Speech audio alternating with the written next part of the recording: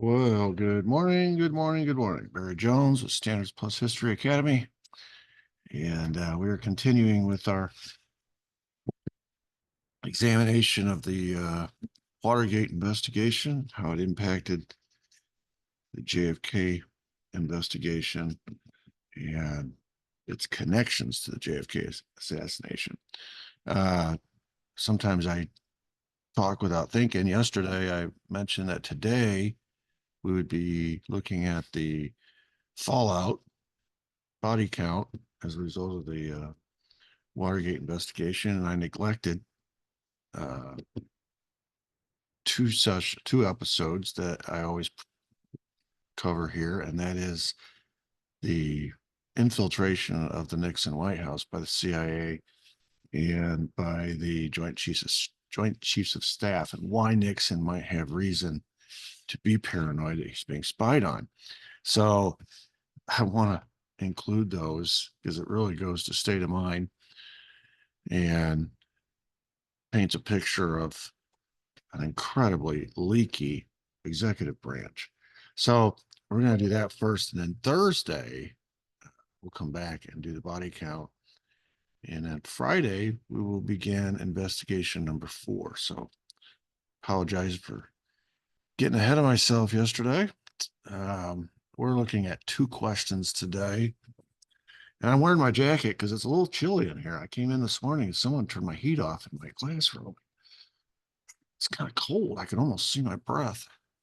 So I hope you'll indulge me there. The first question is, why might Nixon have reason to think the CIA was against him? Some of this is rooted in history. I've got 2 pictures here, and they're both of the same guy, Richard Helms. Richard Helms is the director of the CIA from about 66 on. And so Nixon inherits this guy when he wins his first election in 68, and then he's with him throughout. Richard Helms uh, has a sordid history. I mean, some of the most devious, uh, blackest operations that the CIA was involved in was during his period in charge.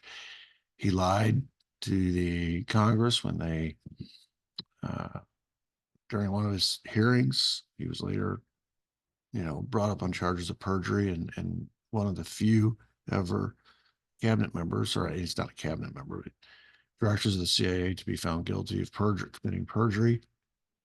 Uh, he played the part like he was a Nixon supporter, like he was a Nixon fan, like he was there to do whatever Nixon wanted to do.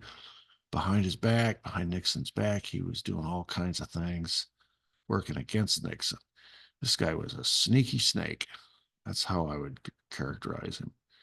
Um, the CIA, in my view, went rogue.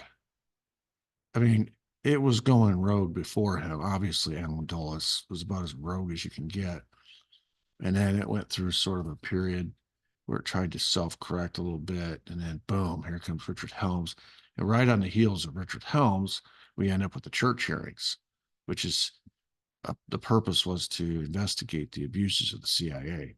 So I think that kind of speaks for itself. So that's Richard Helms, and you can see him here. And I told you, I said it previously in a earlier episode that Helms manipulated Nixon. You could really hear the patronizing tone, and when they were in discussions, and he got caught on White House tapes, you could hear him. He played to Nixon's ego, to his insecurities, to his paranoia, and made it appear like he was in Nixon's corner and he would help him. Really, he was exploiting that. He really was. The second question we're going to look at is, who was spying on Nixon before Watergate? Uh, Tomorrow, we're going to look at the spying that was taking place that led to Watergate, and that's the CIA. But there was another uh, instance of spying we're going to cover today, which involves the Joint Chiefs of Staff. It doesn't get a lot of attention. I just learned about it I don't know, a couple years ago, but it involves these two fellows right here. And they were they were actually stealing documents and copying them, and Nixon found out about it. And so, when you're the executive and you find out that people that you're supposed to be able to trust are spying on you, and it makes you, I can see why, and you're already paranoid to begin with, which Nixon was. Uh, I can see why you might be a little bit, uh, you might want to create your own little special investigative unit to kind of keep things in house. Because every time it seems like you farm it out to somebody you're supposed to be able to trust, somebody who works in the pipeline or in the system, somebody who's been assigned to help you, somebody that's their job description is to stay close to you and give you the information you need to make the right decision. It turns out they're spying on you. It's like I said, the executive branch was an incredibly leaky place, and that was before Daniel Ellsberg and all the Pentagon Papers and all that. So I title these two episodes "The Deep State's Second Presidential Takedown" because um, ultimately I think that's what Watergate was. Just like JFK assassination was a takedown of a threat, Watergate was a takedown of another threat of another kind. Uh, and I'll make that case as we go along. All right. Some of this is going to be reviews. So I'll go through it pretty quick, but just to set the context, uh, there was a narrative that came out about Watergate. Okay. And this is the narrative that we all grew up learning. It's what was available for consumption by the public. There were 5 Watergate burglars. They were arrested. They had all this cash, fresh paper, cash, brand new bills, all sequentially numbered as far as the serial numbers are concerned, which is impossible. They had intelligence grade surveillance equipment, which speaks to an intelligence operation. There was a room key to a lookout across the street where they found G. Gordon Liddy and E. Howard Hunt. At the command center, they found more cash. I mean, large amounts of cash, $4,200 in the command center, $2,300 on the burglars, which we found out was to be used for bribe money if they got caught. Again, sequentially serial number bills, and then more intelligence grade surveillance equipment. It was eventually proved through the investigation, which was kind of joint between the media, Washington Post, and the Senate and the House, and FBI, et cetera, that the cash source, all that cash, was Richard Nixon's committee to reelect the president. We've talked about how Nixon had slush funds, seems like from the beginning of his political career to the end, always had a slush fund. And anyway, the plumbers had access to a lot of that cash through the committee to reelect. The source of the surveillance equipment was actually the CIA. We'll delve into that deeper a little bit later. At the arraignment, the judge asked them their occupation. They went through several dispensations of denial, and eventually had to spill the fact that they were retired CIA. They somewhere along the way they said they were Cuban freedom fighters, and the judge was able to get out of them, Judge Sirica, that they were actually retired CIA. And of course, Bob Woodward was sitting it was a spectator for that arraignment, and he heard CIA, and that sparked something in him. Out of the 7 original Watergate perps, 6 were CIA assets. And of course, all the surveillance equipment came from the CIA. And so if you are Bob Woodward and Carl Bernstein, and you're looking into who organized this or who was behind it, all evidence would point to, for sure, the CIA, but also the White House, because one of them had an address book, Howard Hunt's phone number and address, or name and phone number in it. Howard Hunt himself was arrested. and he was a $100 a day consultant with the White House. So you've got two pretty interesting connections to this burglary. You've got the White House, and you've got for sure the CIA. Bob Woodward and Colonel Bernstein, when they began their investigation, because of the preponderance of the evidence and the exchange between the judge and the perps, they immediately suspected the CIA, and all their early phone calls reflected that. So something changed the direction of their investigation, and that something was Deep Throat. Mark Felt, I believe there were actually two Deep Throats, which he compiled into one. One was a source in the FBI. The other was a source in the White House, Alexander Haig. And anyway, the combination of the two pushed the inquiry away from the CIA and towards the White House. You'd say, so the question is, why would Alexander Haig, who works in the White House, point the finger of blame at the White House? You got to understand, Haig was he was not someone you could trust. He was power hungry, and if he felt like he could hang somebody who had a job that he wanted in front of him, he'd do it in a heartbeat. He'd slit your throat in a heartbeat so he could move up the ladder. And so if that meant pointing the finger at a chief of staff, maybe Bob Haldeman or whatever that was in front of him, so that he could slide in. You can see here he was the chief of staff from 73 to 74 after Haldeman. So there's that famous story of Haig after President Reagan. You know, he hung around. He's always seemed to be present in Republican administrations. In 81, so this is about 7 years later, when Reagan was shot and incapacitated temporarily, going through surgery, transfer of power takes place because of the 25th Amendment, obviously, to the vice president. And when the media asked about whether this had occurred or not, Alexander Haig was the one taking the questions, and he told the media, "I'm in charge here." He was not the vice president, but Bush had to kind of put him in his place, you know, temporarily. Haig was just that kind of guy. And so, and he, as I will show later this morning, he was involved in this spying effort against his own bosses, against Nixon, against the White House for whom he worked. He was involved in it. So I don't trust Haig at all. And Mark Felt was admitted to be Deep Throat. So we know he was at least half of that equation. And the importance of it is it changed the direction of the investigation. You know, Woodward and Bernstein started looking primarily at the CIA, and then these conversations with the Deep Throat sources changed that, and they subsequently began looking at the White House. I think that's significant. So the results of this public narrative is Watergate was a Nixon scandal, Nixon only. It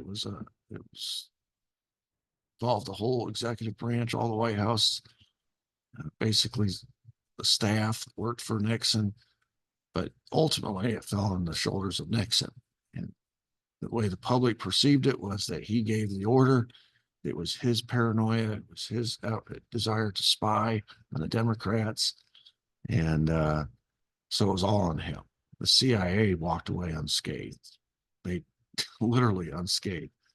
The links between the JFK assassination and Watergate burglary were obfuscated because of the lack of any trials. And that was taken care of by a quick resignation and a quick pardon. And so if you look deeper, though, the outcomes of the Watergate scandal by Nixon resigning,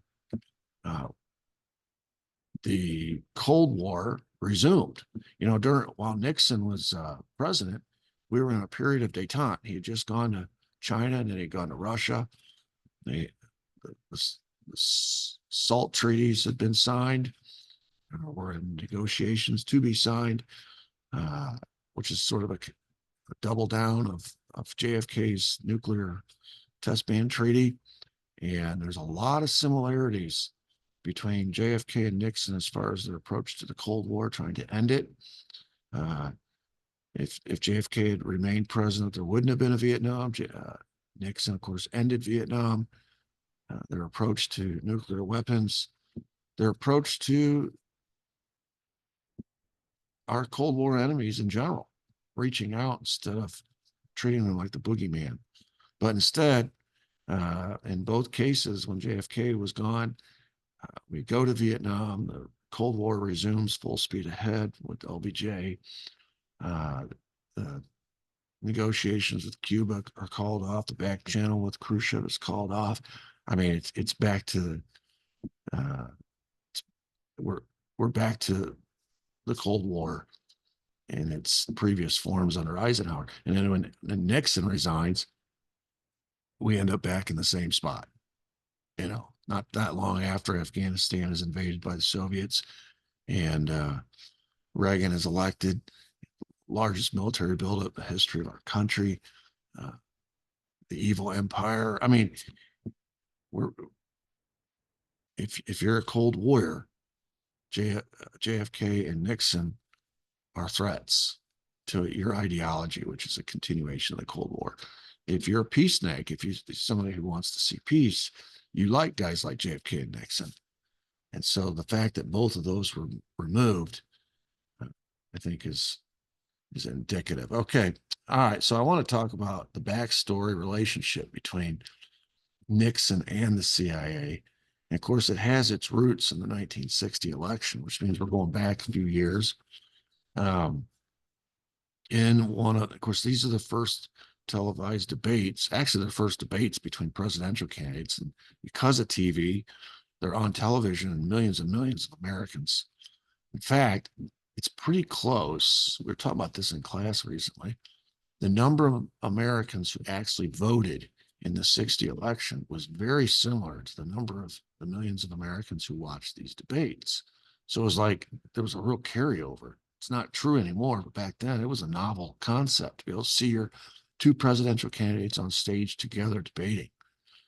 And no matter which way it goes, whether it's JFK or Nixon, they're both relatively young compared to the outgoing president, Eisenhower. So we're going to have a changeover from the oldest administration to the youngest, no matter which way it goes.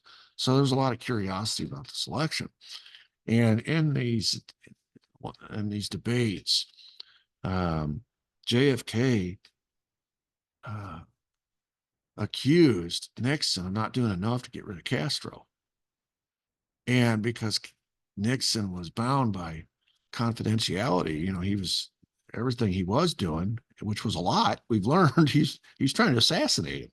He's got Operation 40 going over here. He's got the S-Force going over there, but it's all classified. He can't say a word about it. And so all he can do is defend what the Eisenhower administration's been doing, which is basically some sanctions and a trade embargo and things of that nature. And publicly, it didn't look like they were doing very much. But privately, Nixon working furiously trying to get rid of Castro. And so Nixon just has to stand there and take it. And he was furious with the CIA because he knew what had happened.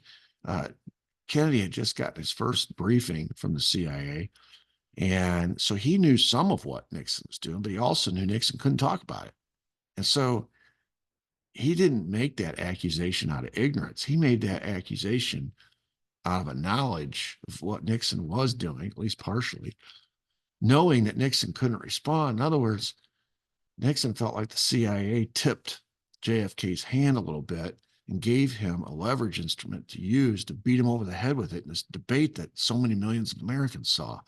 And because the election was so close, it was a razor-thin margin, and we've already seen Nixon's chalked up the loss to different things. He said, well, those Hughes stories cost him the election. Here he's saying the CIA helped Kennedy and hurt him, which is interesting because, the CIA for the last 8 years has been doing the bidding of the vice president in the 5412 committee, and that was Nixon.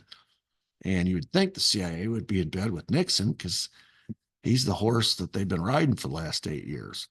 We will see when we get to the conspirators, there does appear to be a switch or a change in strategy on part of the CIA, part of the mafia, etc., to back a different candidate because they can actually get more out of Kennedy than they can Nixon. So I think Nixon was right to suspect that the CIA was changing allegiances.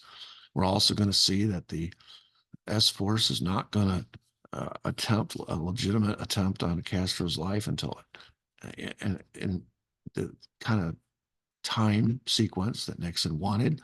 They sort of slow played it, and he's going to be frustrated by that, and he's going to suspect that there's some hanky-panky going on behind the scenes to help Kennedy. And so, for a variety of reasons stemming from this debate and being publicly challenged about Eisenhower policy towards Cuba, and Nixon, because it's classified, not being able to respond, feeling like Kennedy got a tip from the CIA, feeling like allegiances are shifting, Nixon starts to think that the CIA has a rooting interest in who wins this 60 election. And he thinks that the CIA has decided it's not him, it's JFK. Now, some of that could be chalked up to Nixon's paranoia. He was legendary for being paranoid. So then we fast forward, and he's got that in the back of his mind. That's kind of his presuppositional viewpoint going into everything. The CIA is trying to screw me. And then we get to 68, and he wins the election. And it's really interesting to see what Nixon does first. I mean, first. It's kind of like what Bobby Kennedy in 68, if he had lived, told various media members he was going to do, or close advisors. First thing he was going to do is reopen the JFK assassination investigation. Never got that chance, but you can see that's really important to Bobby. Partly the reason he's running. It might be partly the reason, or mainly the reason why he was assassinated. So you find out these candidates, their real priorities by what they do first. So Nixon assigns John Ehrlichman right away. I want you to go to the CIA, talk to Richard Helms, and I want you to get the entire Bay of Pigs file. Now, we've already learned when Nixon says Bay of Pigs, he's talking about the JFK assassination.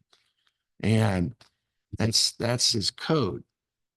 So I don't know if he was asking for the JFK assassination file because they didn't know his code. I think he would have just said that. And I don't know if the CIA even had a file on the JFK assassination. But he's asking for the Bay of Pigs file, and the Bay of Pigs file has nothing to do with Nixon. It has nothing to do with his government. This is 68. That happened in 61. It's 7 years ago. In politics, that is a lifetime.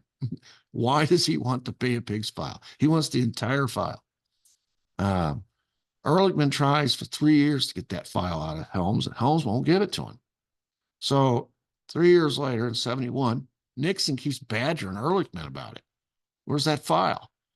And finally, Ehrlichman just tells Nixon, listen, they're not going to give it to me. You're going to have to get it yourself. He tells him in a direct quote, Helms will, quote, only give it to you in person. And so finally, in October of 71, a month later, Nixon meets with Helms at the White House. And he brings this up. And so here's this famous meeting. You can see the picture in the background there. This is October of 71. And this is the reason we know about this meeting is because it's recorded, obviously. And this is 8 months before the Watergate break-in. So that's the context. That's the time frame. And Nixon tells Helms the same thing he'd had Ehrlichman telling Helms for the last 3 years. He said, I want that Bay of Pigs file. And Helms is kind of hesitant. He says, you know, this thing is thousands of pages. You know that, right? I mean, it's a huge file. And Nixon tells him, it's right on the tape. Nixon says, quote, I understand the dirty tricks part of it. I know what you, CIA, did in Iran. That's the overthrow, the coup. I know what you, the CIA, did in Guatemala. It's another overthrow. Obviously, Nixon knows he was head of the 5412 committee. during that time. I know what you, the CIA, tried to do at the Bay of Pigs. It was a good plan, but Kennedy just didn't follow up. He's trying to communicate here with Helms that he knows everything and he can be trusted. Uh, remember now, he was head of the 5412 committee, which was launching all those covert ops before Helms even became director of the CIA. Helms didn't become director until 66. So Nixon is telling Helms, hey, listen, I was here before you. When all those things were going on, I was the guy running it. Okay. I know everything. I just want the file, big guy. And Helms is kind of puzzled. And so Nixon just finally blurts out, I need it for a negotiation. I really need it. The who shot John angle. And he's talking about John F. Kennedy. And so the truth finally comes out why he wants this file. He thinks that in this Bay of Pigs file, there is going to be evidence about who shot John, and he needs that as some kind of leverage instrument to use in a negotiation. I think more to the point, it's for blackmail purposes. And he's also communicating to Helms that he knows, the CIA knows, who shot John. In fact, this might be his way of saying, I know you guys did it, and I want the file.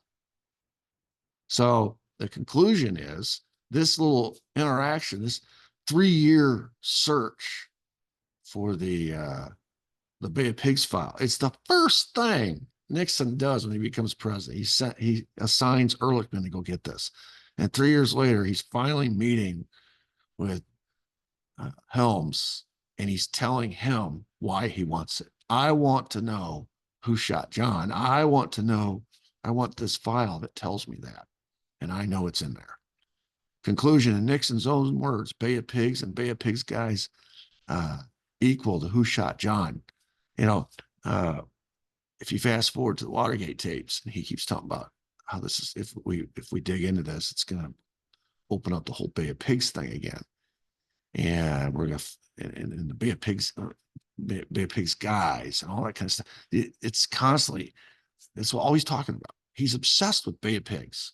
And now we know why, because in his mind, and because of what he knows, Bay of Pigs is code for the JFK assassination. And he knows that it's the same guys. The Bay of Pigs guys are his S-Force. The Bay of Pigs is the JFK assassination, and they're the ones who shot John. So a lot of people don't know about this interaction between him and Helms to trying to get this file. And, I think it really speaks to the knowledge that Nixon had about the JFK assassination. He was obsessed with it. He knew what had happened. And he's trying to find out, the Watergate, you can make a case, the Watergate burglary, to find out what O'Brien knew. It was not the first time Nixon's prying into trying to find out what somebody else knows about his business. Here he is with, 8 months before the Watergate burglary, trying to find out what the CIA knows about his business, what Richard Helms knows about his business. That's why he wants the file. You just can't break into the CIA and steal their files, their documents. You can do that at the DNC headquarters, but you can't do it at the CIA. So he's trying to get his hands on documents the legal way, because that's the only way he can get them out of the CIA and out of Helms. With others like Daniel Ellsberg, psychiatrist, for example, or the DNC chair, Lawrence O'Brien, he just sends the plumbers in to steal them. You can't do that with the CIA. So he's on a quest constantly to find out what other people know about his business. It turns out he's got a lot to hide. He knows he's got a lot to hide. So he needs this so it can't be used against him. Now, as far as this Bay of Pigs file is concerned, he does eventually get some version of it. It's heavily redacted. In other words, it's been scrubbed clean. And so Nixon believed, as a result of that, that the CIA was plotting against him, that they handed over a cleansed file to him. And he knew it was cleansed because he knew what should really be in there. So if you add what happened in 60 to this, he feels like the CIA is withholding from him. And it helped Kennedy beat him in 60 and is withholding from him now. All right. Then we get to the event that sends Nixon over the top. And we talked about this in an earlier episode, 1971. We have the publishing of the Pentagon Papers. And of course, that's the 7,000 pages of classified documents leaked by Daniel Ellsberg to Neil Sheehan, the New York Times reporter. The Pentagon Papers really didn't hurt Nixon terribly. It was mostly embarrassing to Eisenhower, JFK, and LBJ administrations and their Vietnam policy. But the fact that entire filing cabinets of classified information was making its way onto the front page of the New York Times while he, while it's his watch, he's the president. He was furious about that. And then we went to the J. Edgar Hoover and the FBI. They wouldn't do anything. And so that is the genesis of the plumbers, which we talked about that. And, you can kind of understand why Nixon would go that route if the FBI won't help him.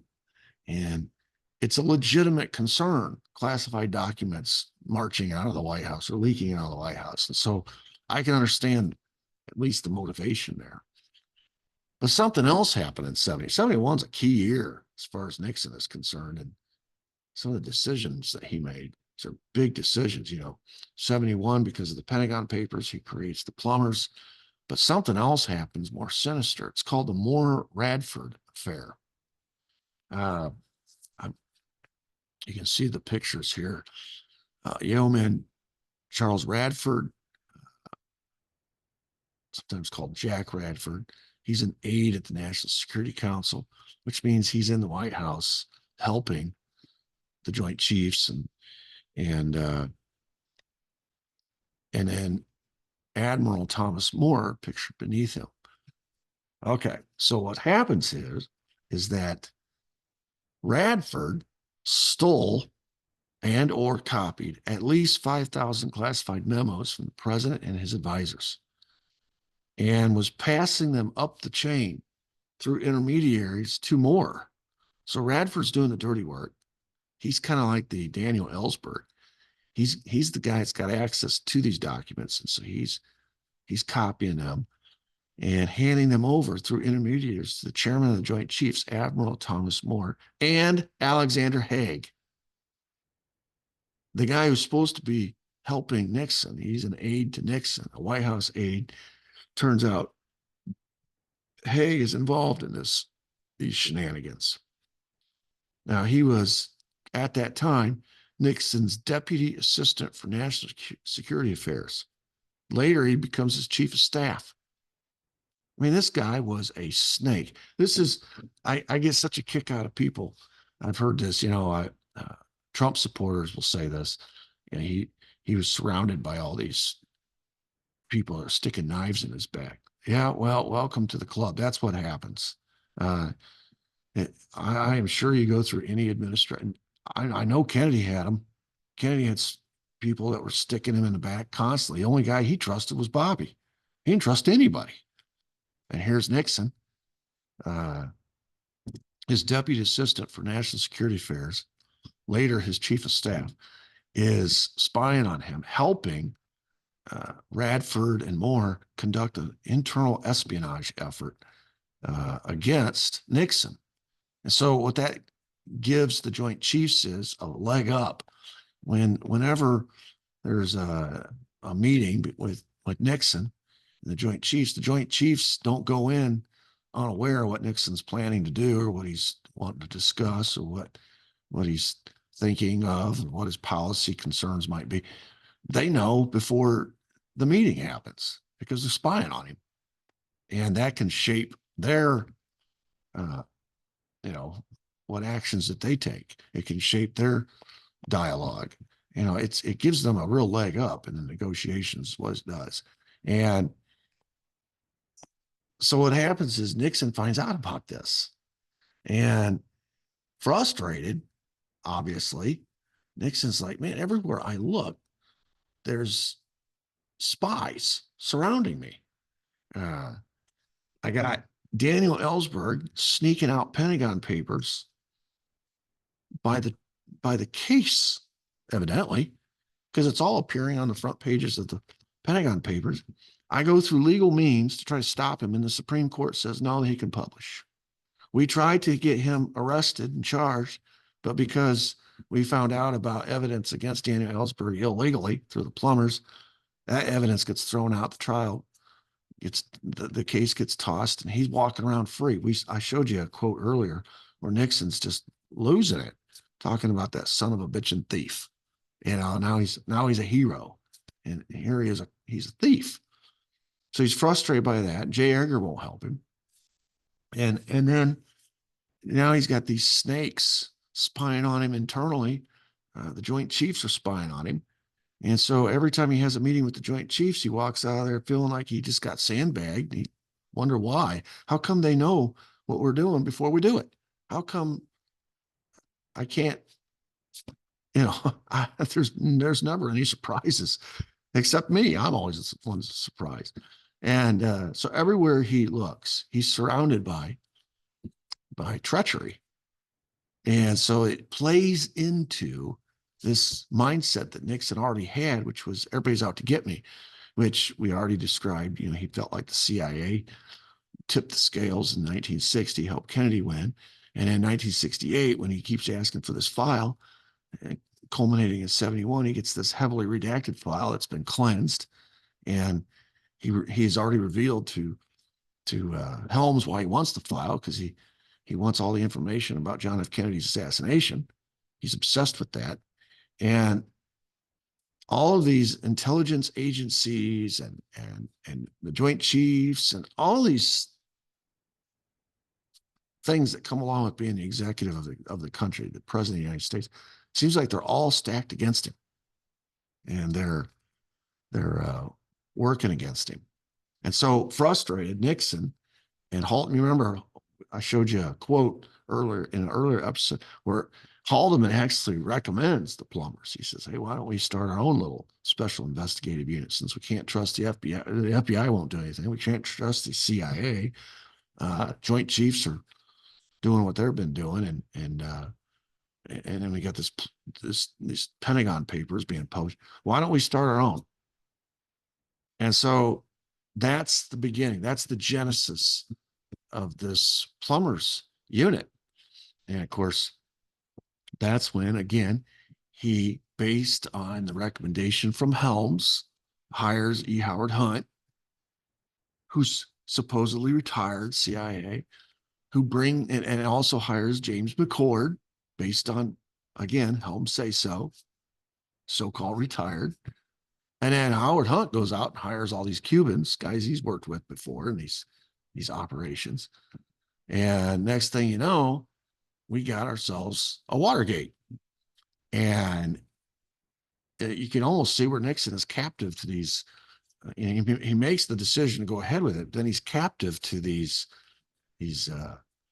processes that he set in motion with his decision, but they're otherwise kind of outside his control.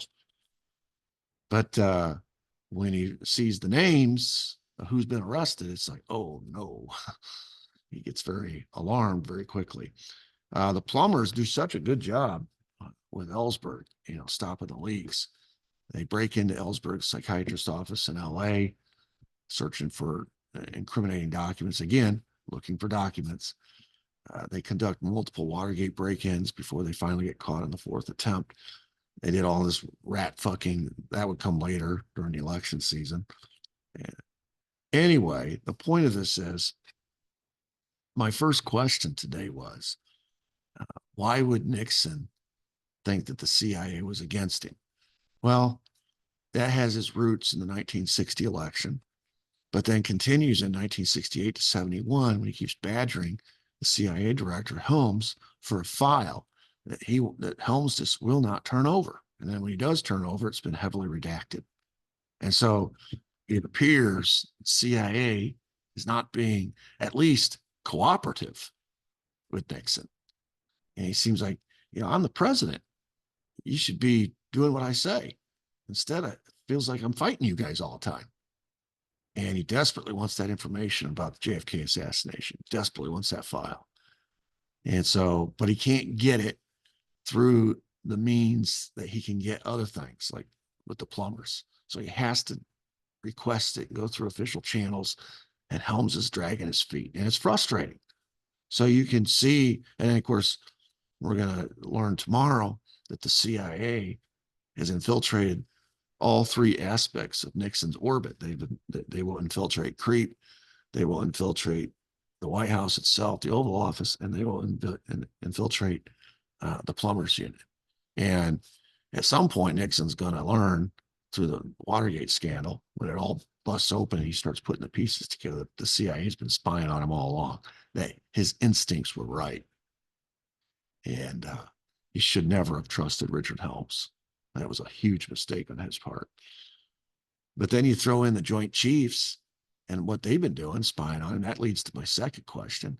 Who was spying on Nixon before Watergate? During Watergate, we find out the CIA's been spying on him all along. But then we also find out that through the Radford Affair, the Joint Chiefs been spying on him. And when he learns that, there's this scene where he is apprised or told of what's been going on, and he has to act normal and continue to act as if he doesn't know around Moore, Radford, so as not to give away the fact. So then he's run his own subterfuge, kind of like a disinformation campaign where, okay, I know these guys are rats, and so I'm going to have to intentionally mislead them so that the information they give back or pass along isn't accurate. And now they realize that they've been found out. So he's running his own stuff. This is what's going on inside the White House. It's interesting. He never does figure out Alexander Haig and his role in all this. Evidently, because he promotes him to chief of staff in 1973 after Haldeman resigns. So, Haig always covered his bases. So this is what's going on in the Oval Office. And as far as the CIA is concerned, they start to realize that the White House is running their own special investigative unit. And they don't like that. That's their job. And they find out who's running it. Initially it was run by this guy, G. Gordon Liddy. And G. Gordon Liddy, through the, ends up matched up with E. Howard Hunt. They start running it together. But the CIA learns about this and they make a decision.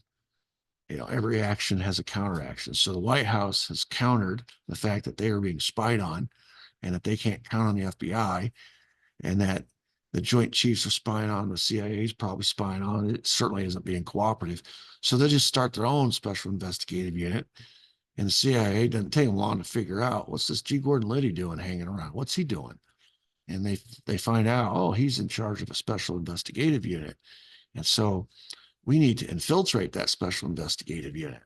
So, Mr. President, why don't you hire E. Howard Hunt to help run this? Because we understand that you have this special investigative unit. You're looking for people who have special skills.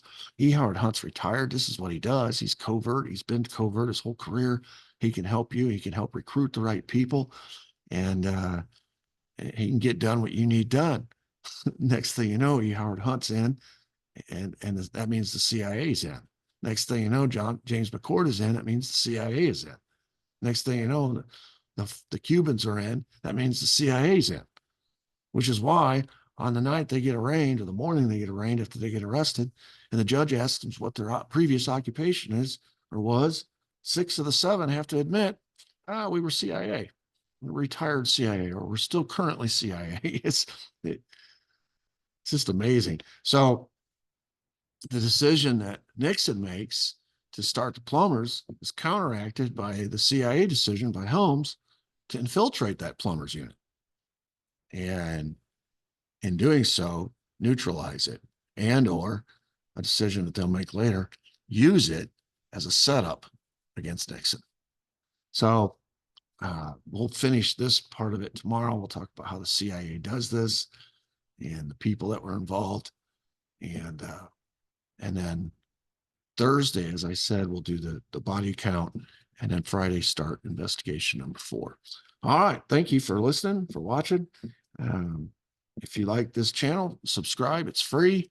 Hit the notification bell, hit the thumbs up. That helps get my content out in front of more people, I guess. I guess that's how the algorithm works. I don't know. I'm not an expert in all those things. I'm just saying what I hear everybody else say. So we'll be back tomorrow. Until then, everybody have a great day. Thank you.